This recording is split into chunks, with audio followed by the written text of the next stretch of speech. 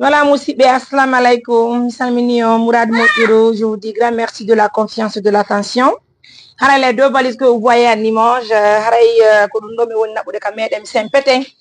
Ko andintingol ko musiddo medem wonde ni wallitaade non andintingol taw me wawno wadugol forage nokkure ko wiete sempete ka hodo ben don tigi e fe on sagata don bundo don hide weltani non sonnajo makko mo e ko tawata ko no dofti ka dewgal no munyi no jiidale ala dokkore be ala wadi barki mum o yengal do kadi sonnajo makko woni ko jibini bobo jiwo malheureusement be hebaade ko be fembira de weltani jurbe ala ben fo wona o ma partenaire et mais non font partie des meilleurs partenaires sur cette terre parce qu'il faut reconnaître que chaque jour que Dieu fait il est meilleure activité watte do o febe partenaire be febe jurbe ala be wonna ni wallitade donc ce matin mesdames messieurs je vous présente aussi deux valises remplies d'habits non wota ye gutu frère Aboubacar wonti do Amérique partenaire jo meden woni no ko walliti en excusez-moi s'il vous plaît hein.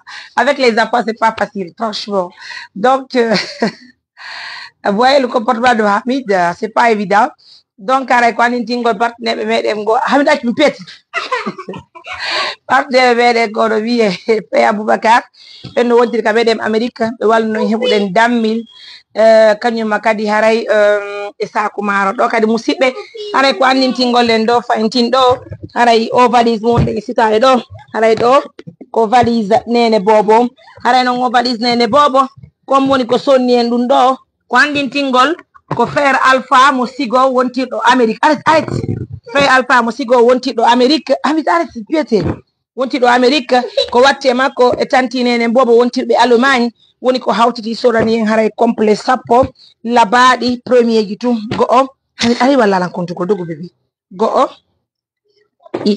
continue 3 4 jelu kani 5 6 7 8 Pyramide 9 et 10. Haray ndare complet no labira musidbe ça fait plaisir. Haray ndoko santinene mbobo Allemagne et frère Alpha wonti do kamedo musidbe haray sigo wonti do Amérique woni ko sodani en dum do haray ko teddugal le modo. Jonnon ça je vous présente officiellement. Haray dum do ko woni ko wadani en ko maketebe madame Diallo wonti be kamedem Allemagne. Kido ngandi il faut reconnaître que c'est pas facile. Waouh. Quelle valise.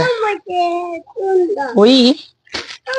Haray dum do fo haray de mari kadi do friperiji muradu moddiru haray di fripereji do fop musibbe di friperiji do kadi haray ko andinti ngollon ko di yuwi ka medem Holland friperiji di hebi do complet sappo fi bobo complet buri non complet ji do buri di cappando eno ka valise do cappande joyi ndo foko friperi irdi ka medem Holland donc haray dum do ko tanti pardon ko madame Diallo wontirbe ka medem Canada woni ko addani en dum do haray ko teddugal le modon o fo modon dum do haray ka medem fokkiti mardo fere walitori en fi mafe ko bobo innire haray meden fonti juude meden weltori fi Allah wuti annabijo.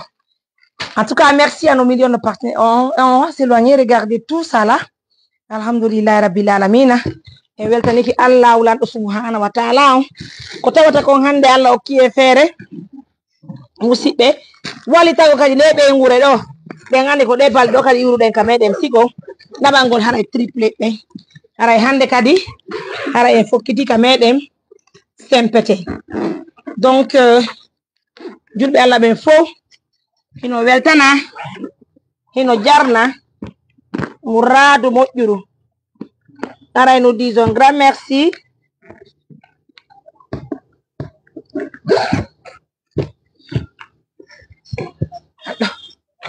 donc musidɓe ala ko teddugal le moɗon ça c'est pour l'aveugle et son épouse de Saint-Péter. Fallait beaucoup m'excuser avec Hamid, c'est pas facile. Donc je vous dis grand merci de la fidélité, de la confiance. Encore une fois de plus, prenez bien soin de vous. Bye.